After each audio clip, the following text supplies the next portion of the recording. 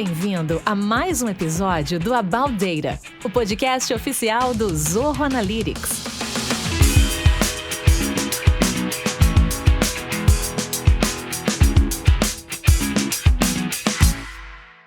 Estamos aqui gravando o About Data, podcast oficial do Zorro Analytics, com uma convidada ilustríssima, ninguém menos que Karina Megeiros, executiva de dados, coautora do livro Mulheres em Tecnologia e membro do board de conteúdo do AI Data Leaders. Seja bem-vinda, Karina! Muito obrigada, pessoal. Estou muito animada, muito feliz por estar aqui com vocês. Bom dia, boa tarde, boa noite, né? Para quem está nos ouvindo e nos vendo também. Prazer estar aqui com vocês, com Rachel, que já conheço já tem um tempinho. E espero que vocês gostem do nosso bate-papo. Cá, obrigada por estar aqui. E a gente vai ter um papo super legal sobre dados e carreira. Mulheres. E mulheres. Muito bom. Eu quero ouvir de você como que foi o início da tua carreira. Eu já te conheço, sei que você teve mais de uma carreira, além da de dados. E como que foi essa carreira, essas transições que você fez e quais desafios você encontrou?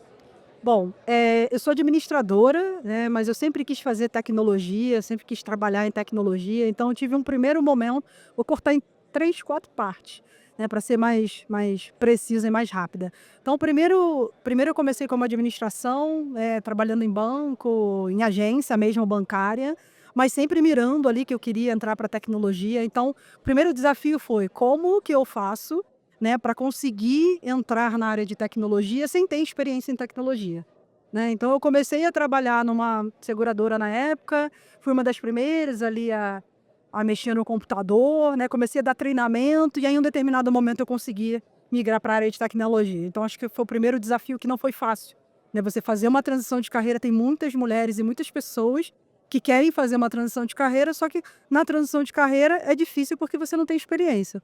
E geralmente as pessoas contratam pessoas com experiência, né? Então você fica ali tentando entrar e não consegue.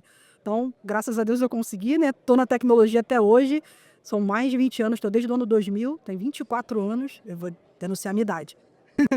Então esse foi o primeiro desafio, que não foi fácil, mas que bom que eu consegui. O segundo desafio foi, eu trabalhava numa área de tecnologia, desenvolvimento de sistemas. Então, como que você, né, não sendo técnica, trabalha dentro de uma área muito técnica com pessoas muito técnicas.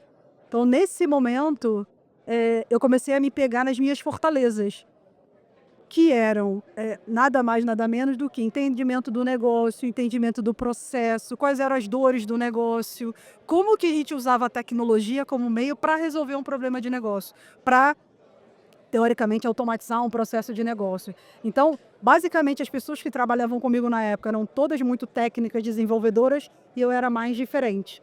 Ou seja, era a única que não codava, né, que não colocava a mão na massa ali para poder construir, desenvolver e tudo mais, mas eu tinha o outro lado que era fazer o depara. Então, eu fazia muito bem o depara da área de negócios para a área de tecnologia e como que a gente poderia usar a tecnologia a nosso favor. Então, foi um grande desafio até você conseguir provar, né, o diferente as pessoas desconfiam, né? Fala, nossa, mas ela não é de TI, nossa, mas ela não desenvolve.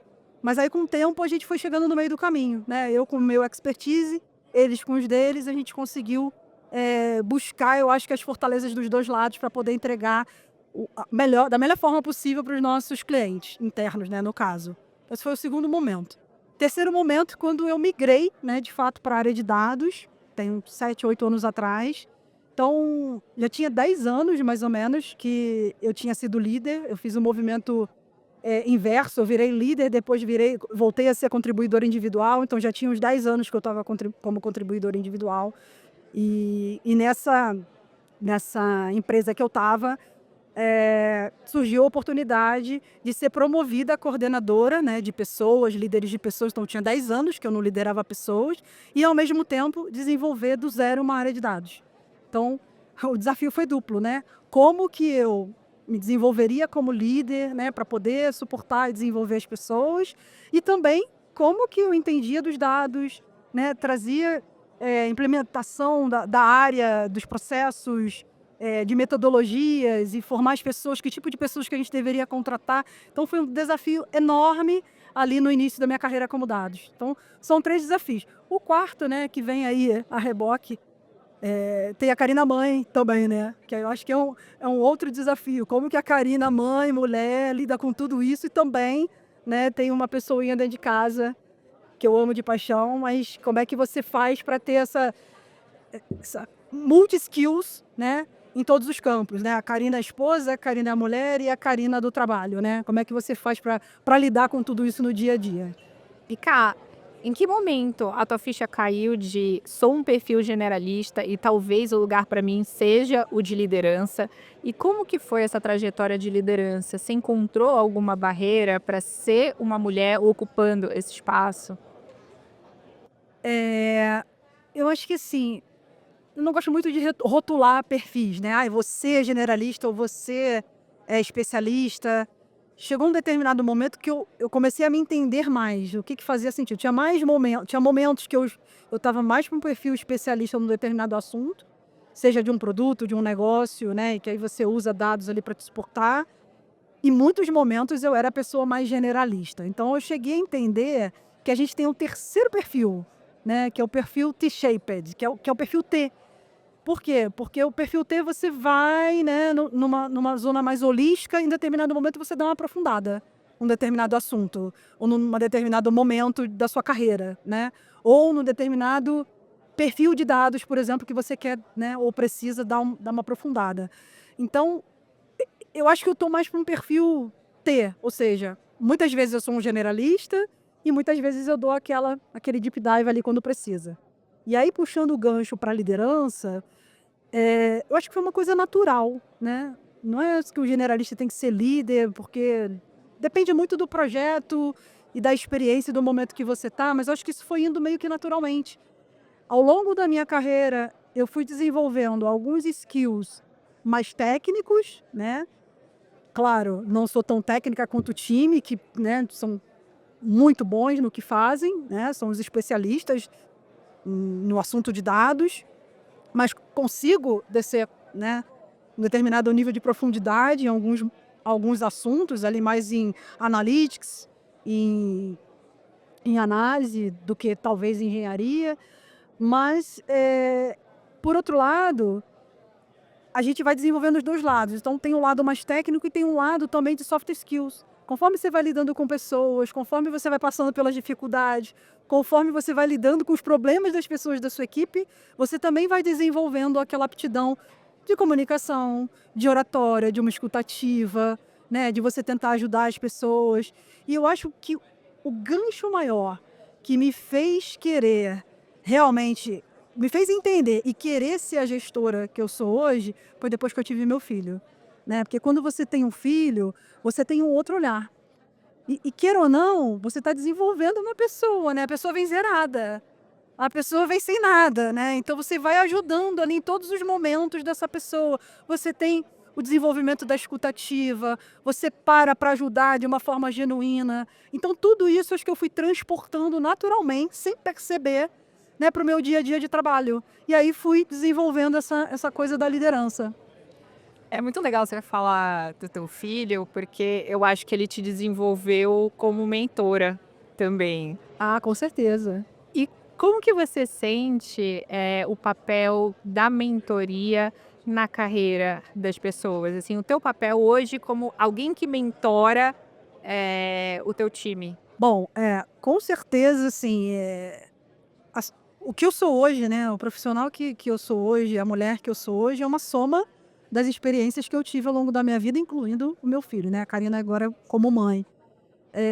E aí olhando para a mentoria, né, acho que dentro da empresa, com o seu time e tudo mais, você acaba fazendo uma mentoria meio que implícita, né, não é uma coisa assim formal, olha, oi, vem cá que eu vou fazer uma mentoria hoje com você.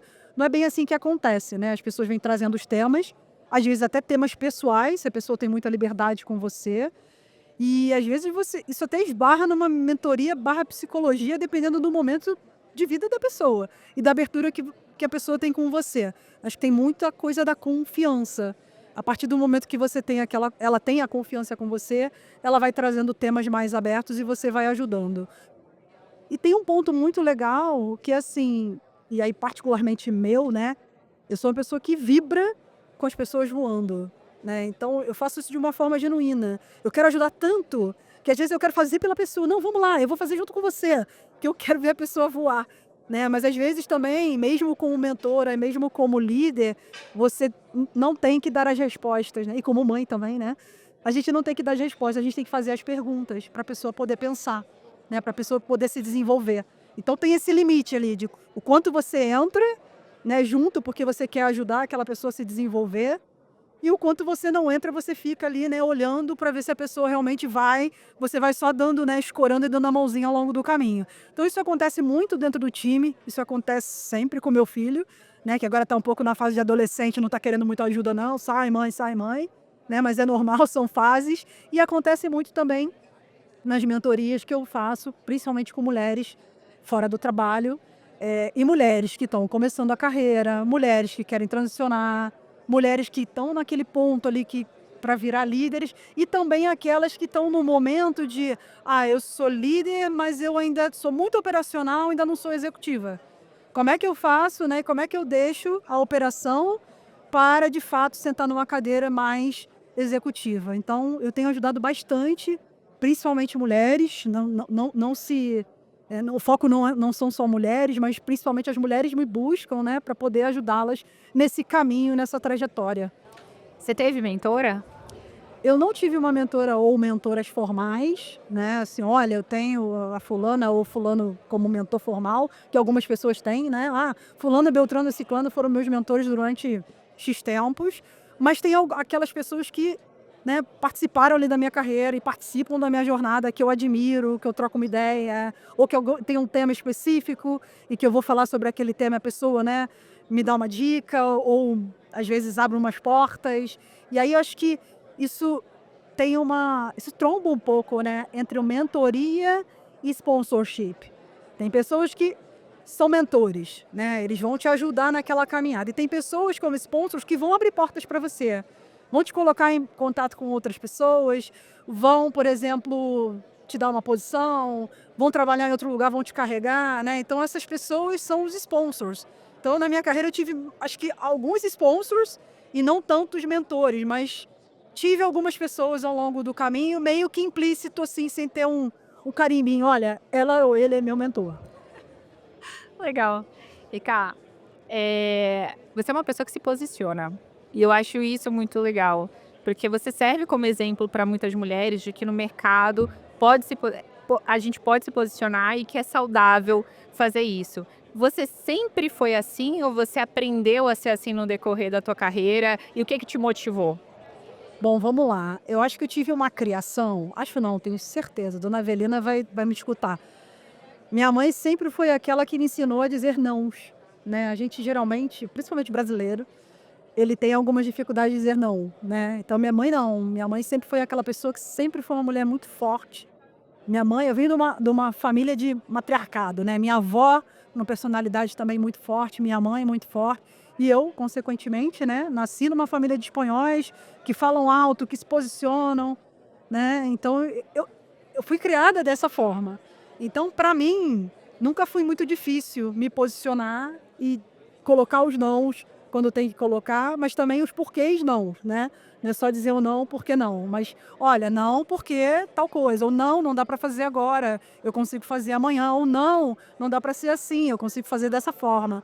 Então eu sempre fui essa pessoa. Eu acho que o que a gente tem que dosar, principalmente para a mulher, né? Porque as pessoas estão acostumadas que a mulher seja mais fofinha, seja mais, né, sim, docinha, a forma de falar, né? E até o meu timbre de voz já é mais, não é não tão docinho, fofinho. Então, acho que melhor forma, né, da gente, como mulher, se posicionar é encontrar o meio termo, né? Nem de mais nem de menos. Ou seja, se posicionar na hora que tem que se posicionar, não deixar passar aquilo que ela precisa pontuar, não deixar passar também quando a gente tem ali uma interrupção, que às vezes acontecem bastante, né? Ao longo da minha carreira sofri algumas vezes de ser interrompida e tomar o poder de fala, né? Se posicionar, colocar seu ponto de vista e exercitar, porque eu acho que isso é um exercício. A primeira vez não vai sair tão bem, a segunda talvez não, na terceira já começa a ficar um pouquinho melhor e a partir dali eu acho que fica mais natural, mais fluido. No nosso papo, antes de começar a gravação, você comentou comigo algo que me chamou a atenção, que foi, eu perguntei se você já tinha passado alguma dificuldade por ser mulher, e você falou para mim que você olha para o passado e você nota que tiveram alguns momentos de dificuldade, que quando você estava vivendo, você não percebeu. Mas que hoje, com a maturidade, você fala, caramba, isso aqui foi um momento de dificuldade que eu passei porque eu sou mulher. E eu queria que você comentasse essa trajetória de amadurecimento, sendo mulher, numa posição de liderança, esses momentos que você olha para trás e você fala, caramba, foi dificuldade, mas passei por eles. Como que foi isso? Assim, eu comentei com você, né, Rachel? Às vezes a gente tá tão acostumada com aquilo que a gente não percebe, né? E conforme a gente vai amadurecendo, conforme a gente vai tendo experiências, com o passar do tempo, quando a gente olha pro retrovisor, né, e a gente vê tudo isso que aconteceu, a gente fala, nossa, mas nessa situação aqui foi, eu sofri né, alguma coisinha aqui que eu não tinha reparado na época, né? Poxa, que chato, né, que eu passei por isso, agora que eu tô tomando consciência. Então, as coisas foram acontecendo assim comigo, né? Tipo, você entra numa reunião, a pessoa te corta, você é a única pessoa na reunião, as pessoas não conseguem te dar voz, você é cortada toda hora que você vai falar. Então, hoje em dia, eu já consigo agir de forma diferente, né? Eu já entendo, eu sei que isso acontece, e às vezes acontecem ainda. Então, é você se posicionar no sentido de, olha, ainda não terminei de falar, olha, deixa eu terminar aqui, daqui a pouco eu te dou a palavra. Então, de uma forma, né, mais cordial, né, você traz alguns pontos e você continua, né, acho que a gente não pode deixar essa interrupção calar a nossa voz, né. Então, passei por isso algumas vezes, né, até em entrevistas, por exemplo, você acha que você vai dar conta, né? Então, claro que eu vou dar conta. Eu tenho experiência, eu estou aqui, tenho 30 anos quase de experiência, tenho 29 anos de experiência profissional, 25 anos em tecnologia, tenho experiência A, B e C, enfim, claro que eu vou dar conta. Então, você se posicionar, você trazer, de fato, dados e fatos, né? Afinal de contas, nós somos pessoas da área de dados, contra dados e não argumentos, então trazer dados ali para suportar aquilo que você está falando, que você está trazendo.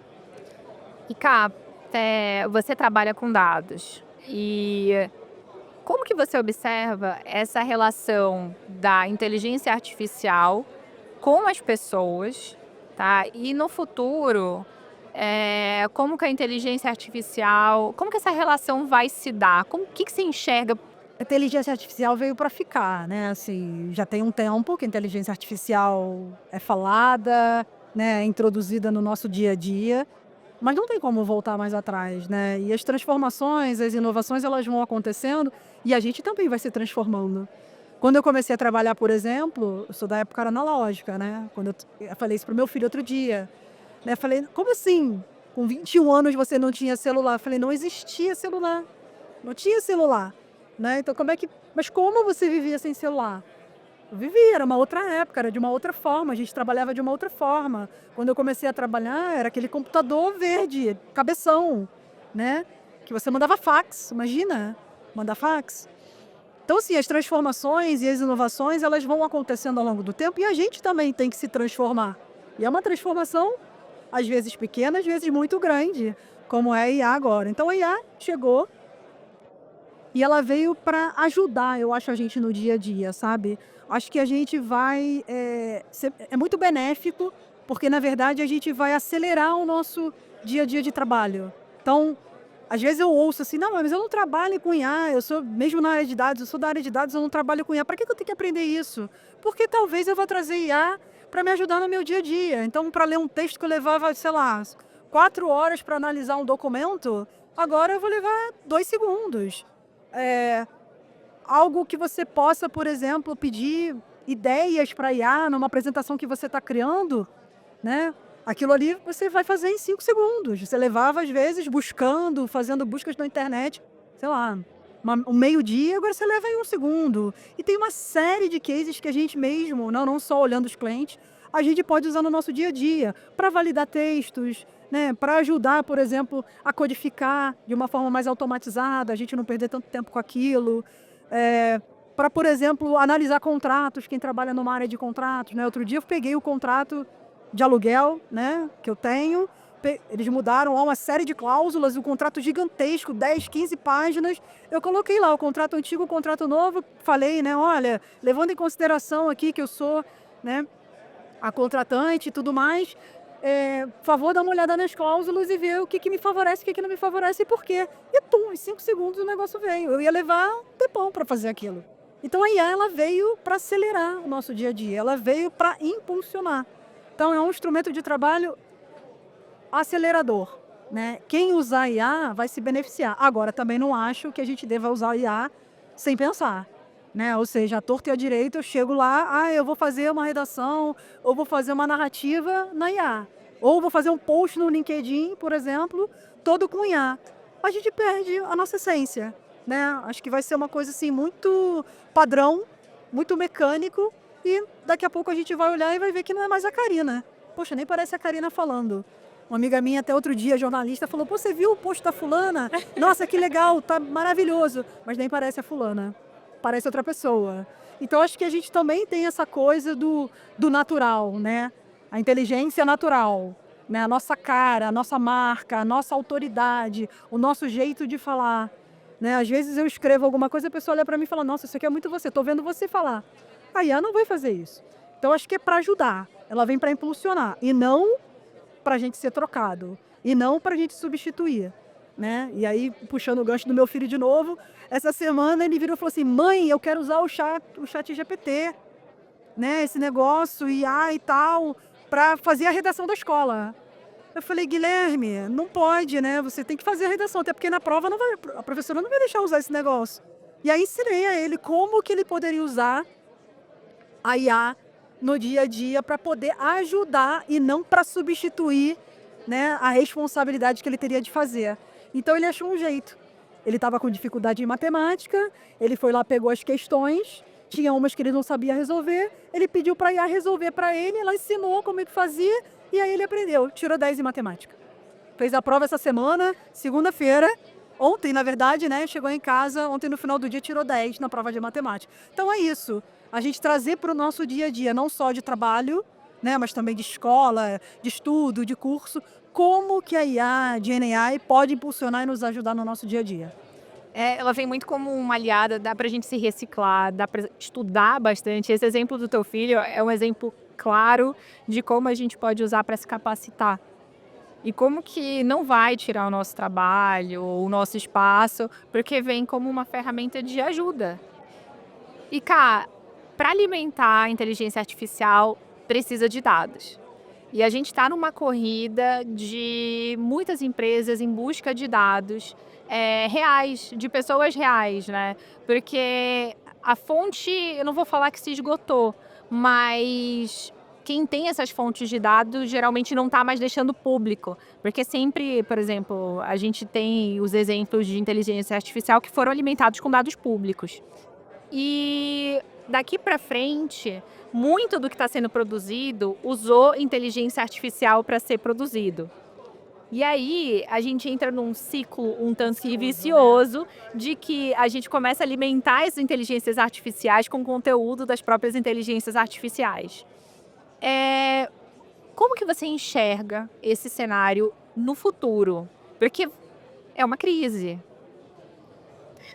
Acho que a gente tem que ter algumas regulamentações, trazer algumas coisas relacionadas à ética, segurança, né? Acho que tem que ser muito crítico como a gente alimenta a IA, né? A inteligência artificial, como você bem falou, ela é alimentada por um humano, ela é alimentada com dados, alimentada com exemplos, com cases. Quanto mais ela aprende, mais inteligente ela fica, né? Então, acho que tem que ter alguma regulamentação e a gente tem que ter algum nível de segurança, porque senão a gente vai perder o controle, né? E aí você tem até a coisa do racismo, né? Quando você mostra fotos ABC de uma forma e você está ensinando a IA de uma forma errônea, né? Então a gente tem que ter muito cuidado com isso também. Acredito nisso, sim.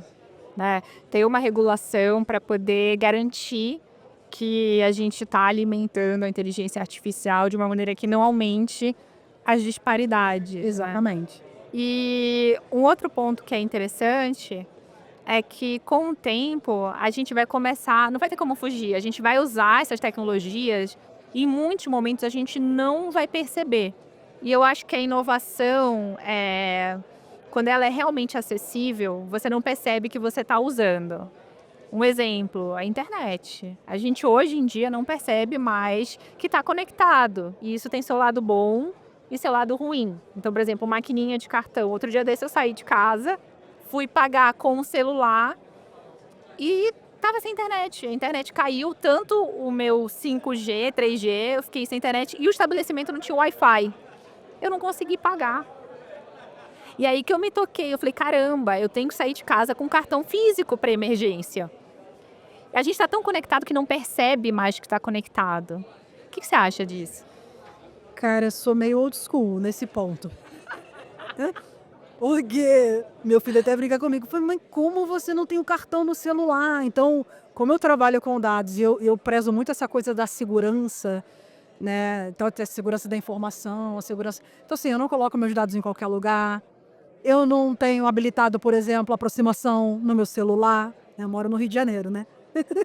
Então, tem uma série de coisas que eu não tenho. Então, tem o cartão físico. O meu cartão físico, por exemplo, não tem meu nome no cartão. Né? Então, se eu quiser pagar alguma coisa na internet, eu tenho que baixar um cartão online, né? Virtual, para poder fazer o pagamento. Então, eu tenho um cartão virtual e um cartão físico, um para fazer compras X e outro Z, porque eu penso, né, nas possíveis implicações se acontecer alguma coisa comigo. Né? E até documentos. Meus documentos são físicos, né? Eu tento me digitalizar. Então, acho que eu sou um ponto fora da curva, né, nesse sentido, porque eu penso nas implicações do que as coisas possam acontecer. Mas sim, as pessoas estão tão conectadas com tudo, né, que é até difícil de pensar como seria o mundo offline. Né? E às vezes eu fico assim, nossa, adoraria ir para uma semana num hotel fazenda, no local, né, no meio do mato, onde não pegasse internet. Ou seja, para eu me conectar comigo mesma. Que até a coisa da pessoa se conectar com a outra, por exemplo, você usou a gente está tão conectado e usou o exemplo da maquininha do celular, né? Mas preste atenção, você entra no metrô, no outro dia eu entrei no metrô, todas as pessoas do metrô estavam olhando para o celular. Não tinha uma pessoa olhando para ninguém, as pessoas não se olham mais.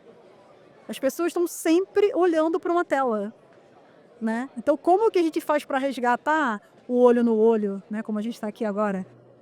Se bem que eu estou olhando para a tela. Também.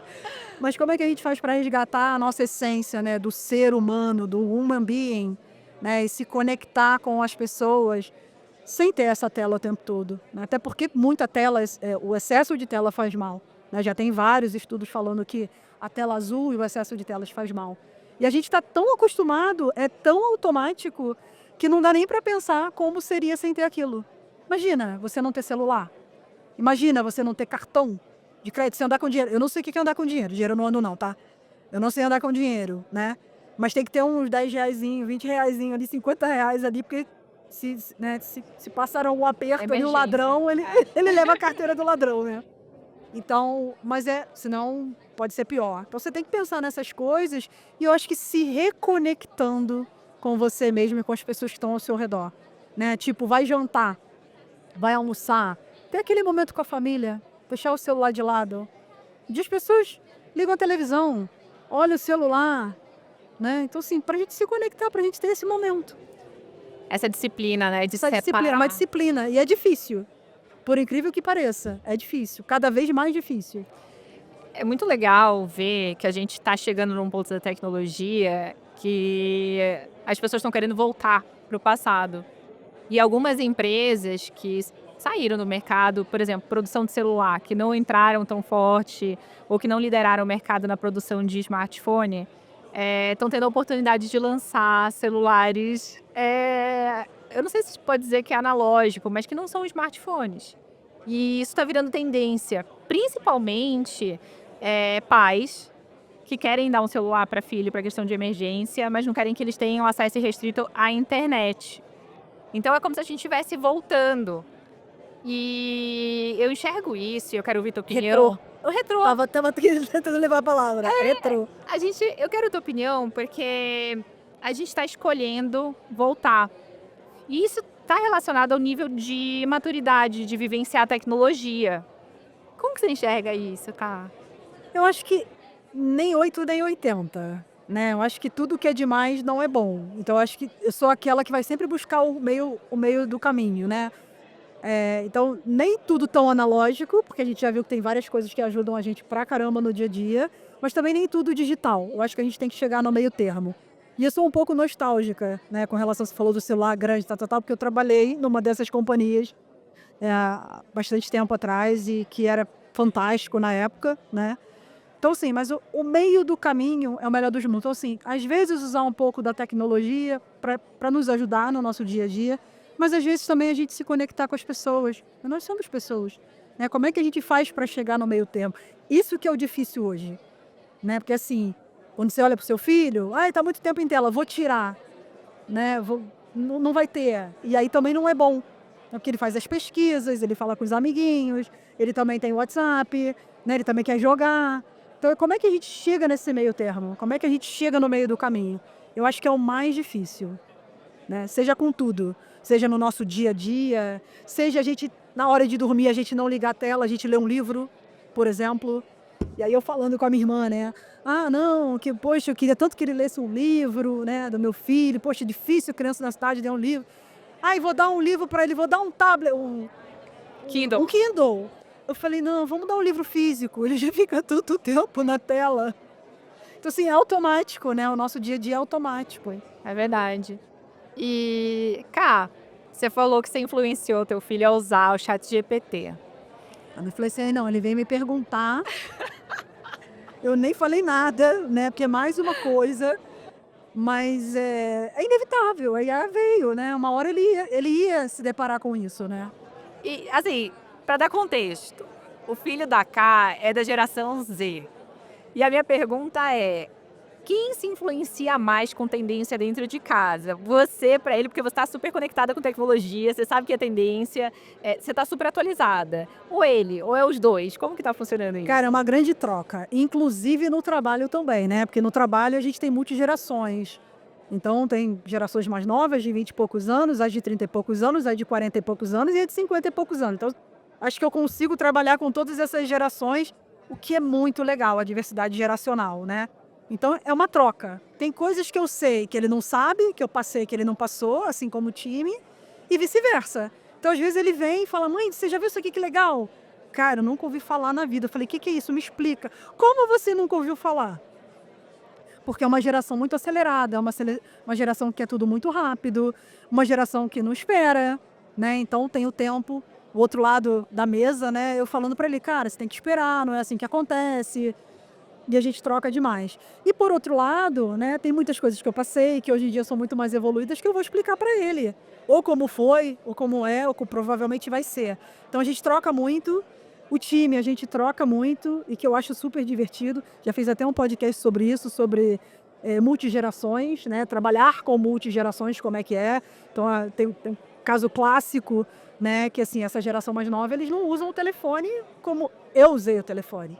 Quando o telefone entrou na minha casa, era o telefone de discar, né, de fio. Depois veio o telefone sem fio. Depois veio o telefone que não é, né, o telefone que a gente está acostumado hoje, smartphone, e agora é um smartphone. E aí a gente teve um problema no trabalho super sério. Eu falei para a pessoa, cara, mas você já ligou para a pessoa? Ele estava tentando mandar mensagem. Né, mandei mensagem aqui no comunicador interno. Eu falei, você já ligou para a pessoa? Né? Pode ligar, né? Eu falei, o telefone a gente liga, né? Tá bom, vou ligar. Aí ligou, já resolvi. Eu falei, tá vendo? O telefone funciona. Então, assim, até essa coisa do conflito geracional, de como trabalhar, né? É o legal, é a troca, né? E falar sobre... Você já mandou um e-mail? Aí a pessoa, não, eu já mandei um e-mail. Mas você me copiou? Não, copiei, o e-mail não chegou. Não, você já olhou na caixa de saída? Caixa de saída? O que é caixa de saída? Falei, às vezes não é automático, né? Como não? A gente não está sempre conectado automático, não. Às vezes dá algum probleminha na conexão, isso vai para uma caixa de saída. E a pessoa daquela geração não sabia que existia uma caixa de saída. Então, isso a gente passa no dia a dia de trabalho, com tudo. né? Então tem coisas que eu já passei e tem coisas que eu não passei. Então é uma troca. É a importância da diversidade, de você ter times de pessoas diferentes e que elas vão se complementar. E, Cá, eu quero que você comente da tua versão coautora. Você escreveu um livro e eu quero que você conte um pouquinho sobre ele. Muito legal. Esse convite foi um convite da Editora Líder e que ela tem uma coisa legal que é o selo Mulheres. É um selo patenteado, então ela tem uma série de livros, né? Mulheres na tecnologia, mulheres em compras, mulheres no compliance. É uma série patenteada e distribuída aí no mundo todo, né? Então essa série Mulheres na Tecnologia, eles me chamaram na primeira edição, acabei não conseguindo entrar, enfim.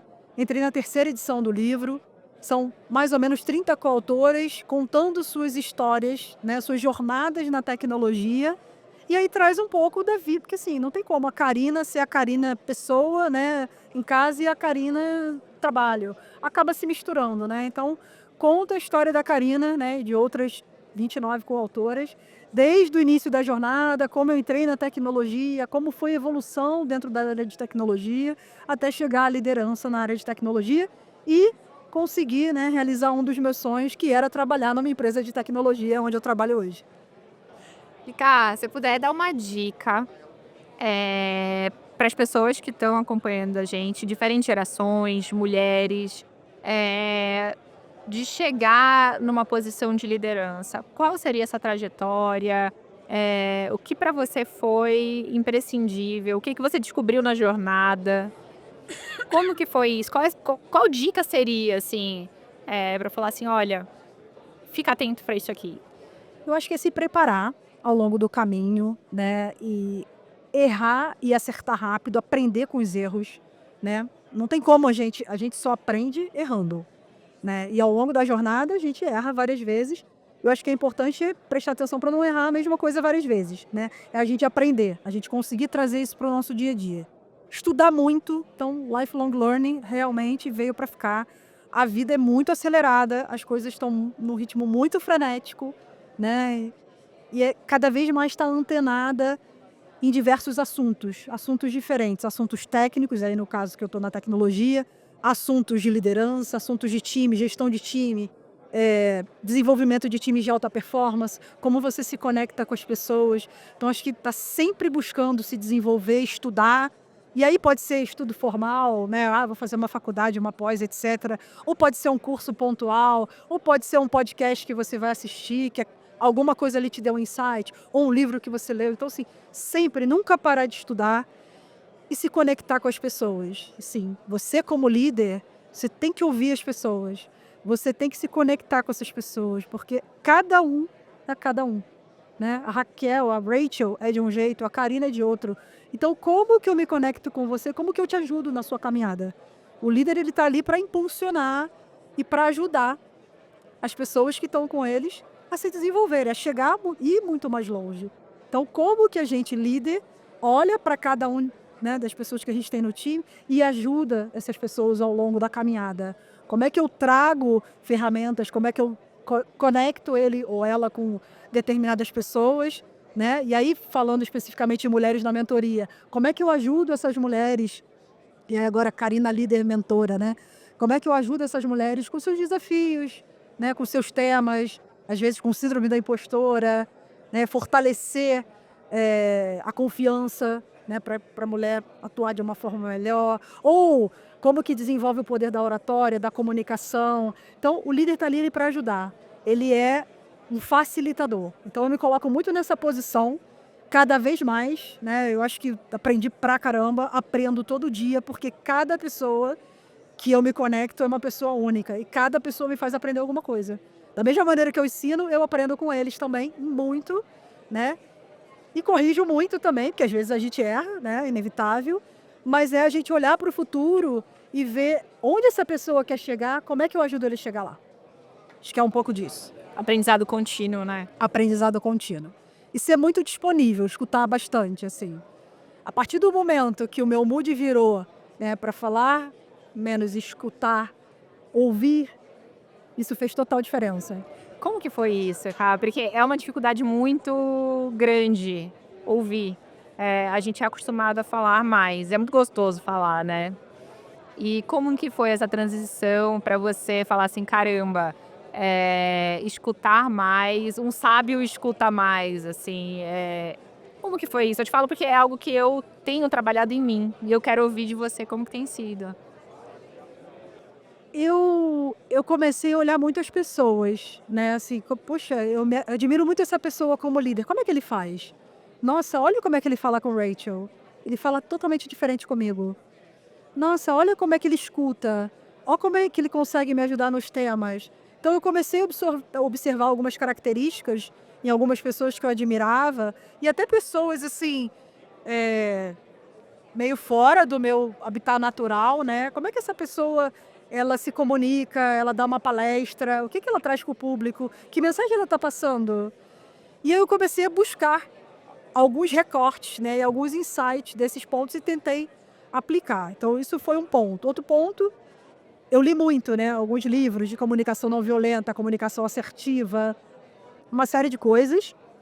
Então, sempre estudando, cursos de liderança, desenvolvimento de pessoas, né, liderança transformadora, que eu fiz um MBA. Então, sempre estudando com relação ao tema. Acho que o terceiro ponto que me ajudou muito é fazer psicologia, ou seja, tenho uma psicóloga, né, que sempre me ajuda, está comigo há bastante tempo. Então, ela traz os pontos, as perguntas, os questionamentos para eu fazer aquela coisa minha culpa. Deixa eu fazer uma autorreflexão aqui e pensar e tentar agir de forma diferente.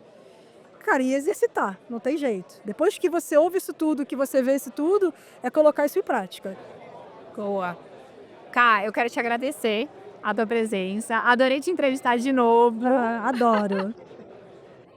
E quero agradecer a todo mundo que está assistindo a gente.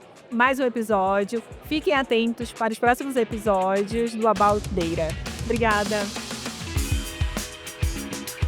Esse foi mais um episódio do About Data, o podcast oficial do Zorro Analytics.